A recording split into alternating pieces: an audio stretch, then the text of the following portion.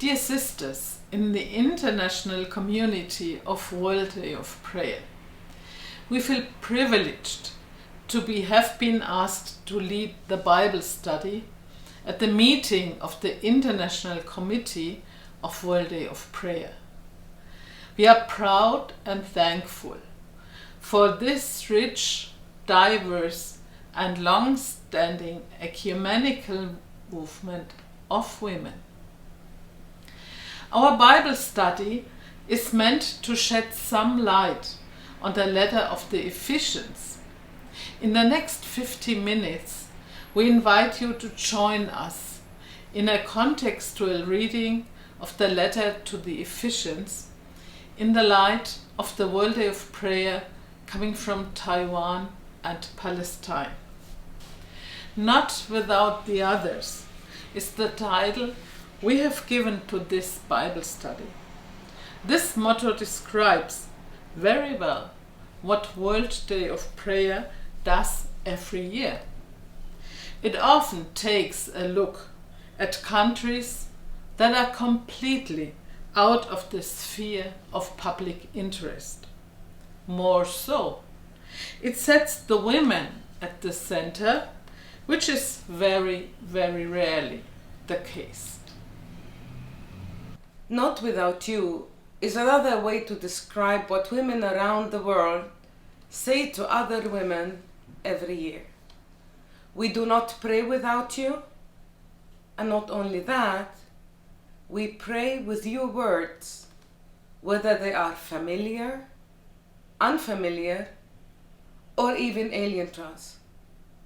We strive to learn as much as we can about you so that we can celebrate the World Day of Prayer together with you. To begin with, the women to whom we will be saying this over the next 2 years come from very different countries. In 2023, they will come from Taiwan, and in 2024 from Palestine.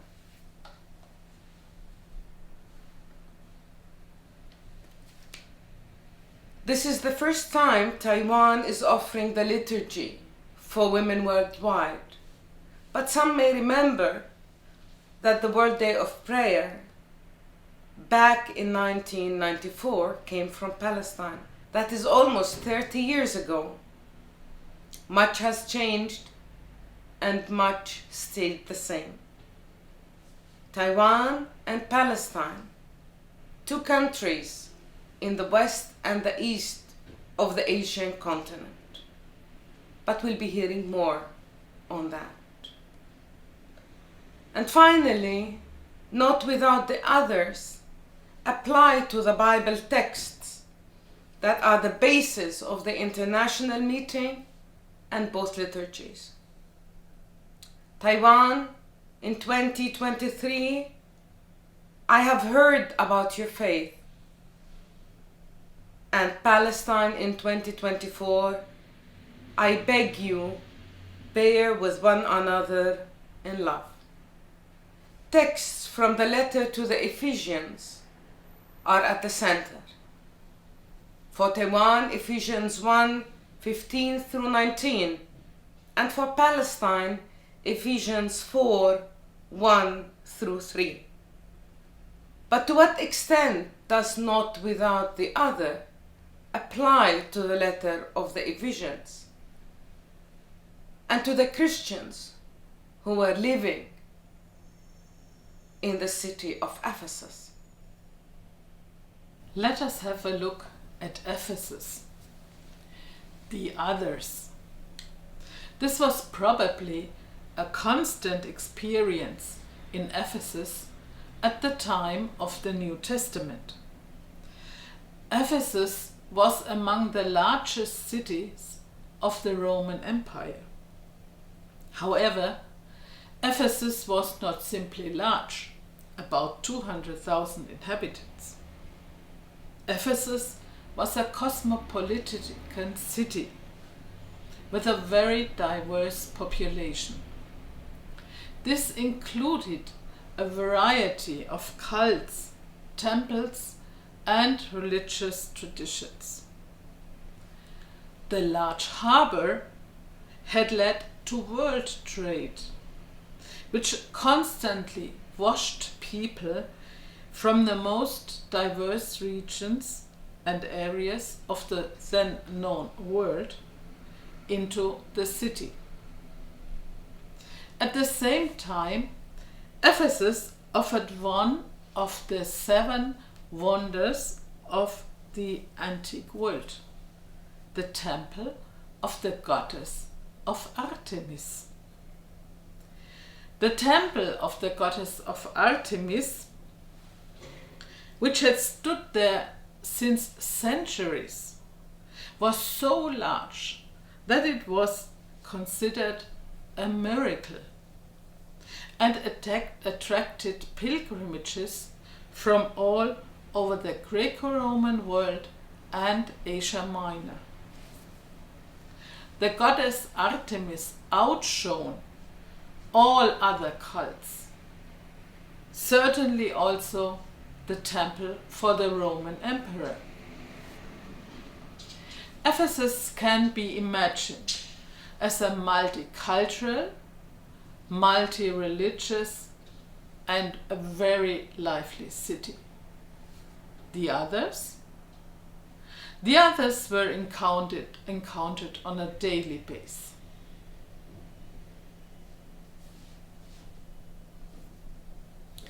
Let's have a look to the letter of the Ephesians.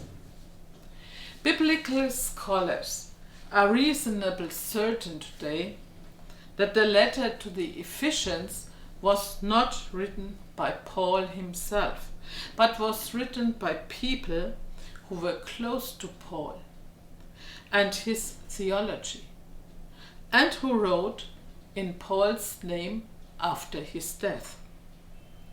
This was a quite common practice in the ancient world.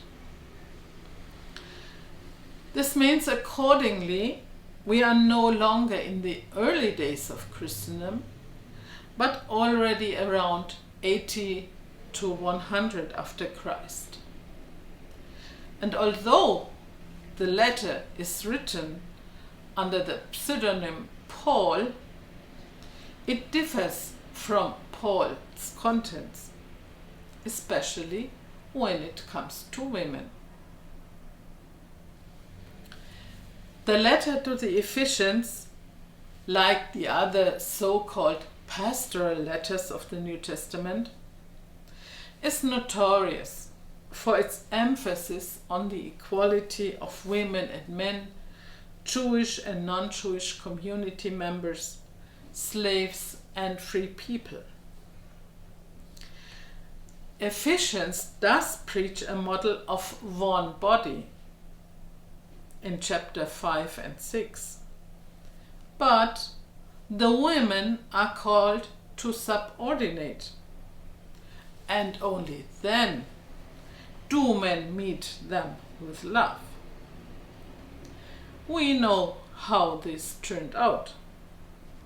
Feminist theologians have challenged these chapters. Yet, both services for the day of prayer are about the first part of the letter to the Ephesians, chapter 1 and chapter 4. Let us try to hear them with the ears of the Ephesians who knew Paul's ideas and his preaching of the equality of all.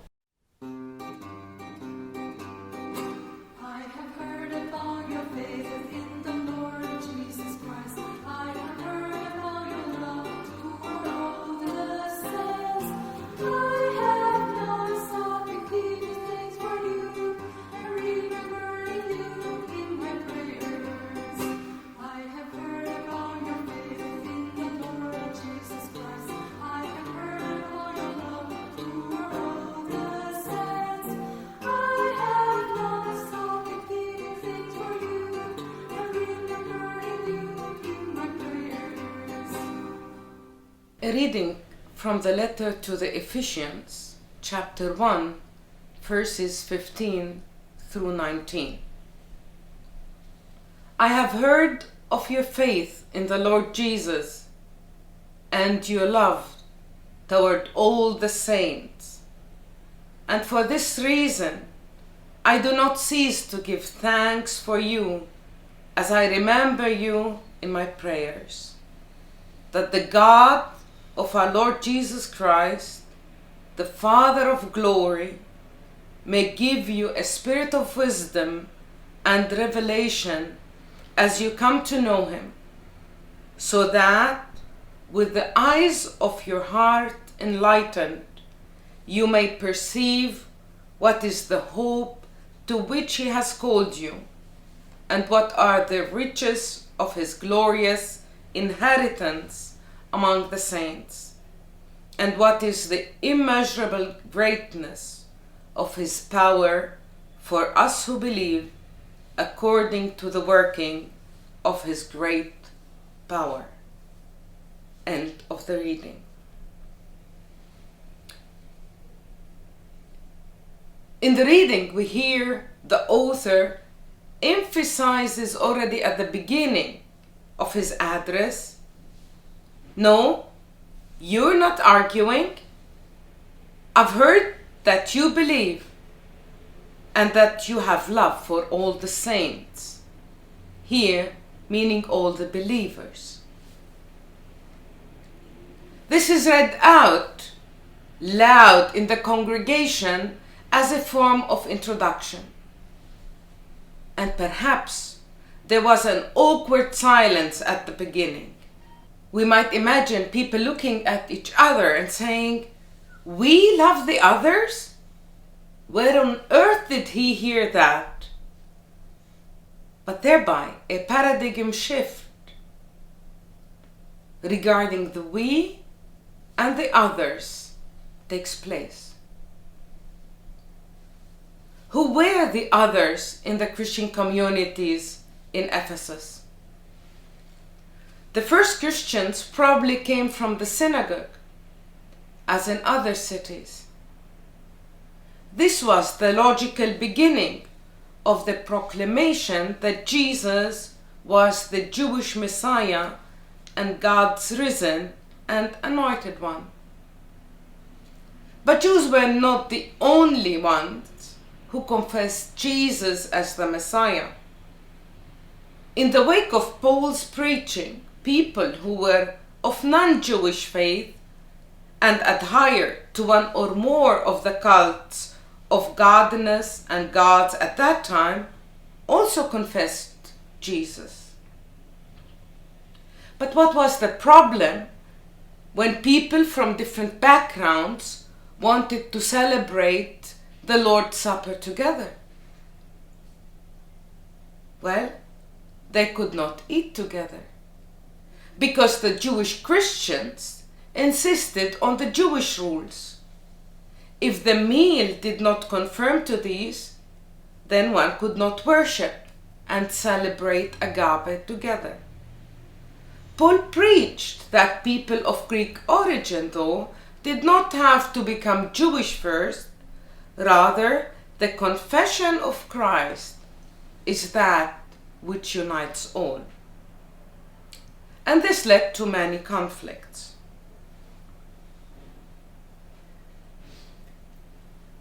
And what about the women? The women who initially had been apostles, had leadership positions, and had opened their homes for the communities.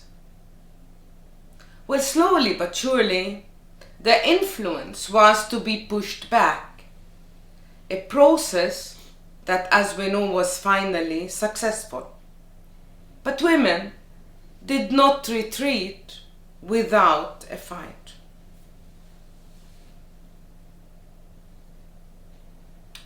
And what about people from the different classes?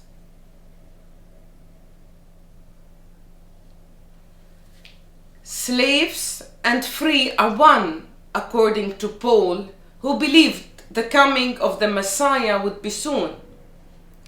but how to share food on one level with the people equally in unity and love, who before and after the meal once again had to serve as slaves in the same house and had no rights at all. If that remained, what then is the difference between the community and the society at large? In light of these conflicts in the community of Ephesus, words like peace and unity have a completely different impact compared with hearing them without acknowledging this background. Otherwise, one runs the risk of thinking unity, peace and love, oh how wonderful. But far from it. The community was facing tangible disputes that were not easy to solve. Now, what about the others in the context of both countries, Taiwan and Palestine? The women from Taiwan and Palestine invites us in the next 2 years to look at their contexts and living realities. They invite us to listen to them and pray with them. Both countries are far away from each other, and at first sight, many would think that these contexts have hardly anything in common. In part, this observation may be true, but on the other hand, both contexts have a common thread running through them that does reveal some common similarities. The history of both countries is marked by a long history of colonization. For centuries, both contexts and their fates were determined by outside forces, a history whose effects are far from being overcome. In addition, there were occupation, violence, wars, oppression, and resettlement of indigenous people. Time and again, the world public attention turns out and looks at one of the regions for a short time during exceptional situations, most of them marked by brutal violence. For example, in 2014, during the students' protests in Taipei.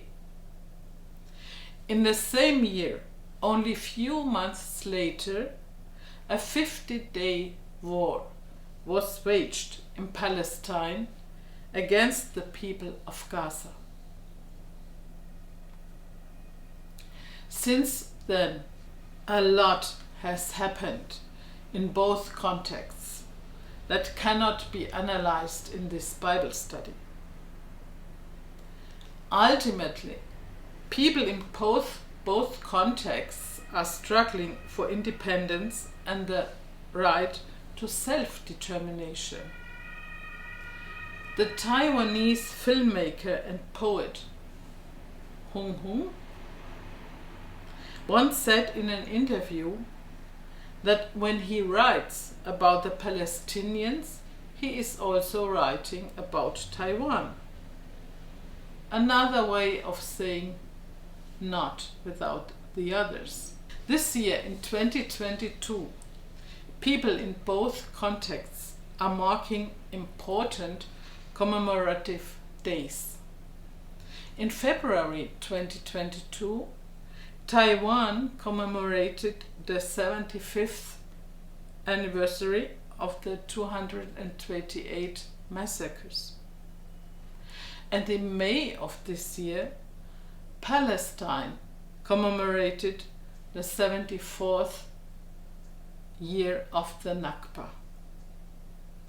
Both are traumas that are burned into the collective memory. Wars and conflicts, with all their horror, leave not only those directly affected in powerlessness and shame, but also those who opt not to look away but have a little influence. The women in 1942, World Day of Prayer, and in the face of World War II, expressed their compassion, solidarity and empathy with those suffering, knowing their lack of options for action, in a prayer written by Georgia Harkness. Georgia Harkness authored the Liturgy of 1942. 80 years later, the words of this prayer seem to apply to many of our respective countries and contexts.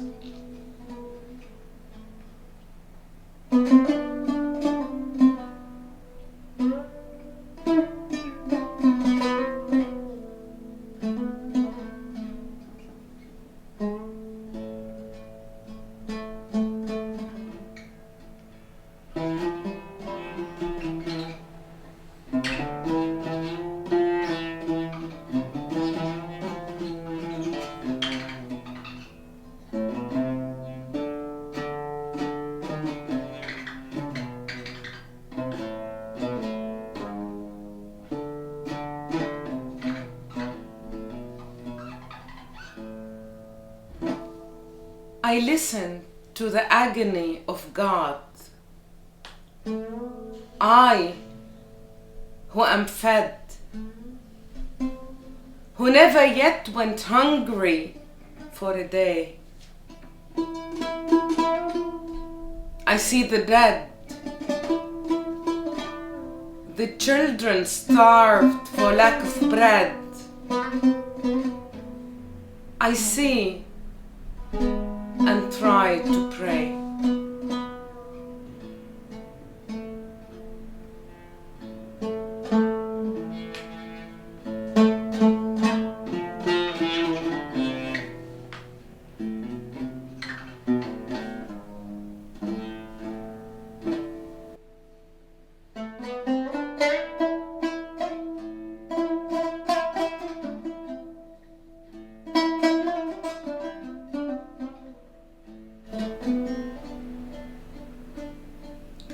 I listen to the agony of God, I, who am warm, who never yet lacked a sheltering home, in dull alarm, the dispossessed of hut and farm, aimless and transient roam.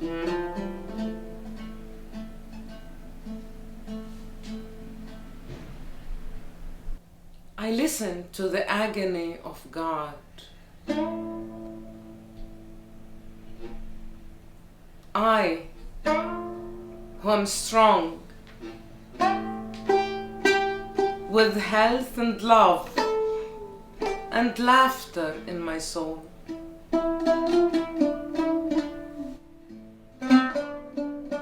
I see a throng of stunted children reared in wrong, and wish to make them whole.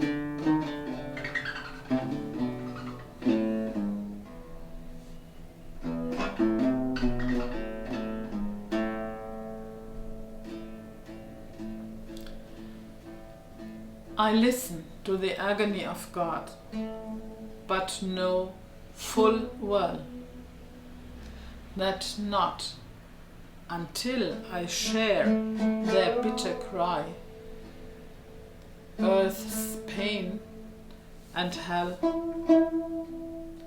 can God within my spirit dwell, to bring his kingdom nigh.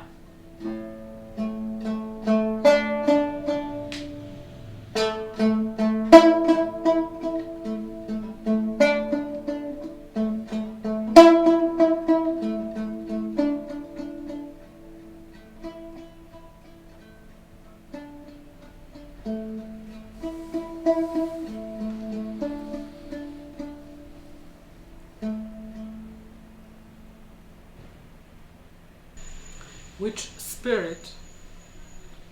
The spirit of wisdom and revelation.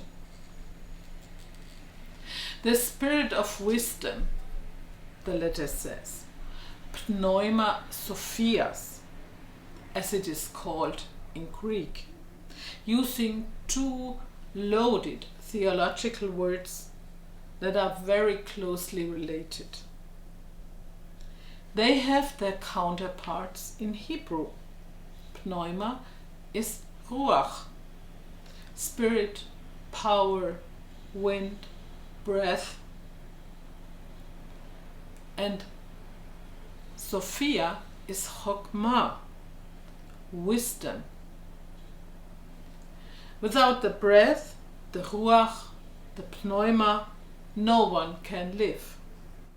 Ruach sets in motion life and creative power. Chokmah is the wisdom that gives orientation in one's life, but also in the knowledge of the world. One who has wisdom recognizes the world at its innermost core. Wisdom, as you probably know, played a central role in the ancient world, in ancient Egypt as well as in the whole ancient Orient. Wisdom becomes a goddess in Egypt, the goddess Ma'at, and in the Bible, the woman wisdom, who is present and participates in creation, according to Proverbs 8:22-33. Wisdom represents the female side of God. Wisdom gives a listening heart, and that knows about right and justice, a good life, and fear of God. Righteousness and justice are inseparable from a good life, and those who have wisdom can see more than it is visible on the surface. Wisdom and knowledge are thus often and without distinction. Pneuma and Sophia here are knit closely together. The text talks about eyes of your heart enlightened. The one who has wisdom sees deeper. This is also part of the wishes for the community in Ephesus. The wish actually takes the same line. For the heart is not, as is often described, the seat of emotions, but the seat of the intellect and of reasoning. In the biblical tradition, where clear vision happens with the heart, but not in a surge of emotion that overtakes the mind, but through a sharp analysis of what is, what the mind, the reason recognizes. And so, too, the Greek text does not simply say heart, the eyes of your heart, but the eyes of your understanding. Eyes. Biblically, the eyes play a crucial role. It is not simply about seeing. Eyes are always purposeful, and seeing has consequences. Eyes send a message, and those who see receive a message. Seeing means to perceive consciously, to look closely. It also means to process what is seen, to understand. Prophets can be called seers because they recognize the signs of the time and the consequences that follows from them. And so, seeing has many nuances that encompass recognizing something. And finally, the eyes of the heart are to be enlightened. Human seeing with the mind and the inside of the eyes alone is not enough. Enlightened heart, eyes of the heart, thus attain knowledge, understanding of the mystery of faith and hope.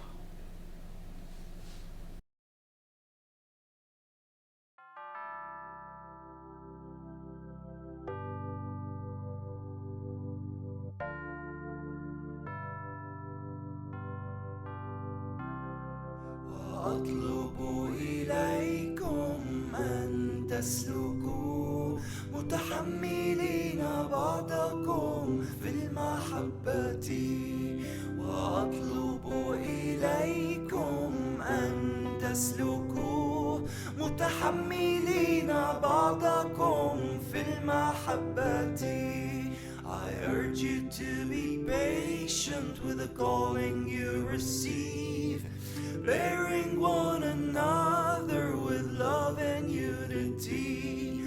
I urge you to be patient with the calling you receive, bearing one another with love and unity.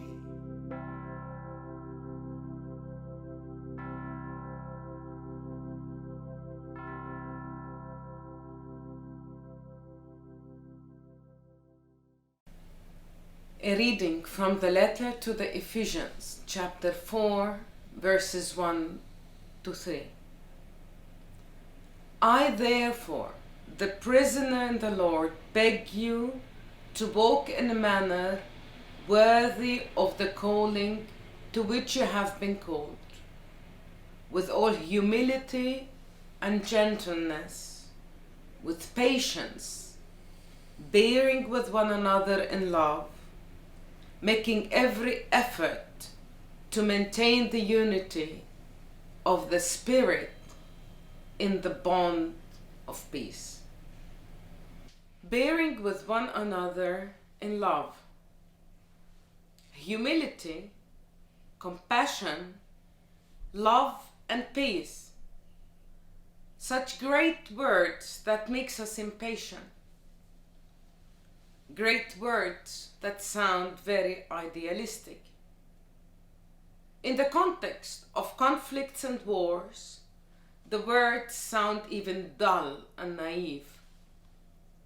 Sometimes they even seem to be an invitation to give up, to submit. Love, peace, humility, and compassion are preached, but rarely the need to resist violence, to insist on and demand justice and righteousness. Can this really be what is meant in the letter to the Ephesians?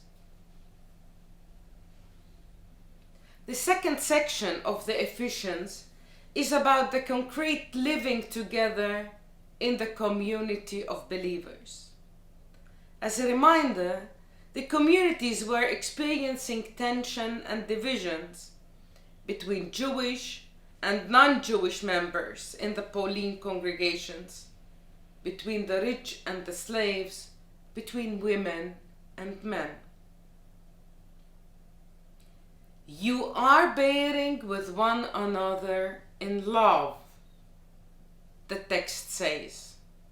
Important to acknowledge that this is not a command, bear with one another in love, but rather a statement. You are a common entity, a community that is bearing with one another in love. A statement with consequences for the inner life of the community. Bearing with one another in love would require not wanting to rule over others. It would require that those who have the power have to give in. Yet how to transcend the free slave reality? How to challenge the social conditions excluding women or subordinating them, or dividing the poor from the rich? What differences are there compared to the life in society at large? And what forms the foundation of living together in the Christian community? In the ancient Greek world, it was the Logos who held the world together. And so John can say, in the beginning was the Logos, meaning in the beginning was Christ.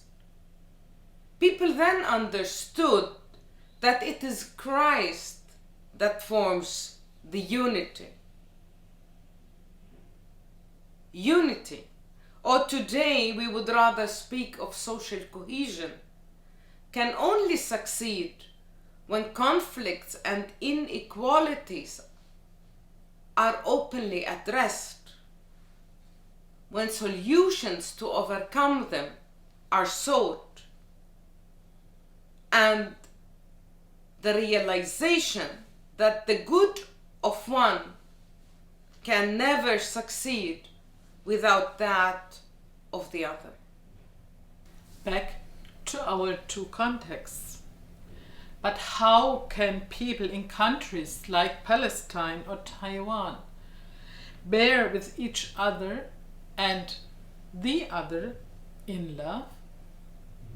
How can people in a context of occupation bear with the occupiers in love? How can women who have suffered violence, discrimination, exclusion, and much more continue to live in love?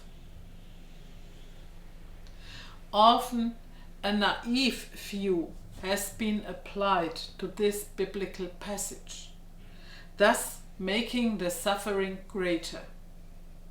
The violence experienced was magnified by applying an interpretation that denied the sufferers the right and option to defend themselves, to resist, and sometimes even went as far as to ask them to tolerate all this.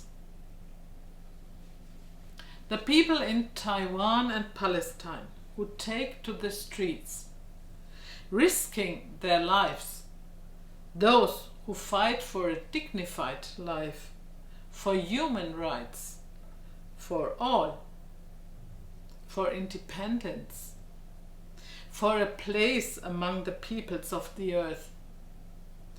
Practice a bearing in love daily, while engaging in creative resistance. Perhaps it is precisely the resilience of people in both contexts that is a form of enduring in love, because it preserves both their humanity and that of the others, and leaves a space for a new bond to be woven in peace and justice.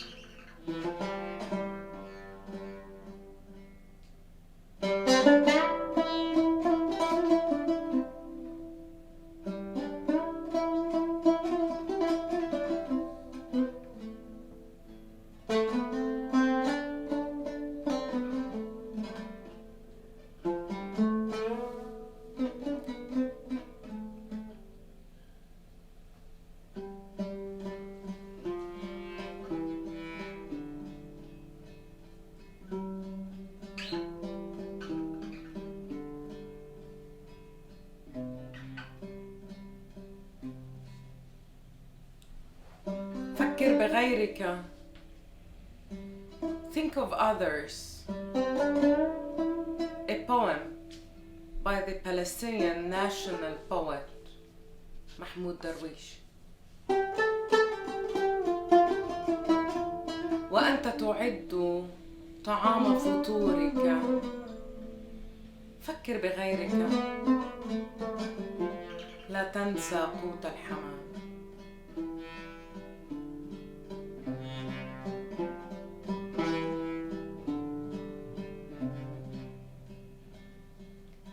As you prepare for your breakfast, think of others. Do not forget the pigeon's food.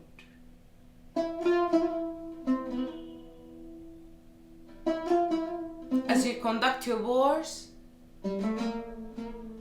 think of others. Do not forget those who seek peace.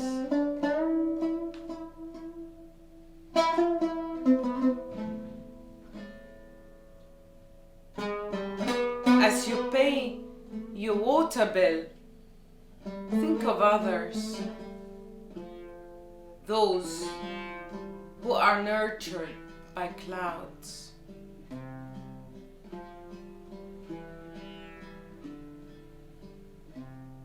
As you return home, your home, think of others. Do not forget the people of the camps.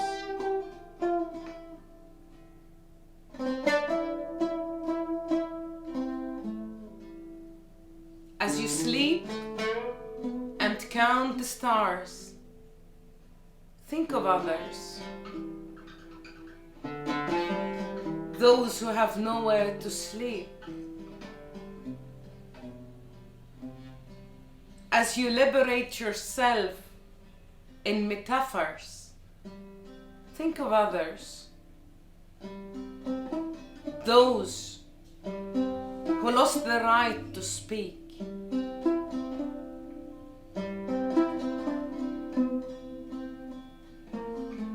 As you think of others far away, think of yourself and say, if only I was a cradle, and say, if only I was a candle in the dark.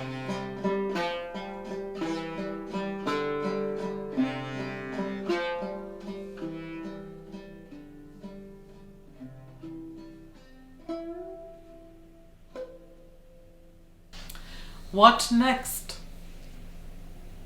The second part of the World Day of Prayer's motto, Informed Prayer, Prayerful Action, is called Prayerful Action.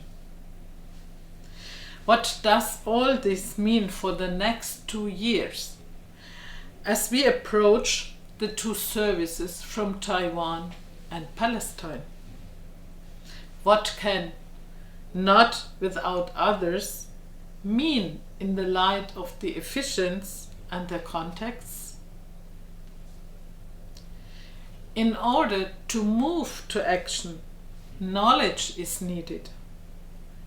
Informed prayer The first part of the motto is to lay a foundation for this, which is deepened and developed through intensive preparation.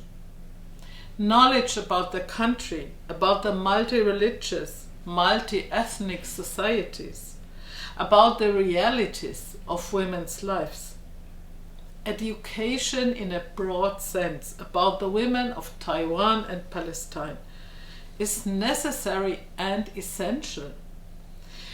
It will be difficult to create space for the voices of women amidst the noise of the many conflicting messages, informations and disinformations. But this is precisely the realization of what we profess as not without the others. Every year, the World Day of Prayer invites us to walk in the shoes of our brothers and sisters. The brief look at the context of both communities and countries makes it clear how difficult it is. We have not yet addressed the particular vulnerability of women in these two countries, who have to endure multiple sufferings many times over. Women's lives in both Taiwan and Palestine are characterized by fragility. For in addition to all the political and economic challenges, there are the barriers of patriarchal societies, domestic violence, especially in times of war and pandemic, and not infrequently religiously legitimized subordination and discrimination against women. Our sisters in Taiwan and Palestine long for like-minded companions who share with them the long creative commitment for greater humanity, justice, equality, and the participation of all. The Taiwanese poet Du Panfangge wrote in 1970, "Paper people. Everywhere on earth are people made of paper, swaying to and fro in the autumn wind. But I am not a woman of paper. My body is the temple of God. I entrust my heart to God, who fills me with heaven-sent enlightenment and endows me with abilities and strength." This image of people made of paper applies to too many. We experience this swaying, the ups and downs, like a leaf in the wind, time and again. In many places in this world, there is a lack of people who show their stance, even in the face of headwinds, who stand up for humanity and justice. In the World Day of Prayer, we are invited every year to look behind the facades, not in naivety, rather with the enlightened eyes of the understanding, or you can say of the heart, and with wisdom. We are invited to commit to one another in love, respect and justice, thus recognizing that our life and future depend on each other. Even if the reality is different, just like in Ephesus, It is the promise that we can, that gives the motivation and the strength to work for a more human and just world. On this journey towards transformation, we as women proclaim, not without the others.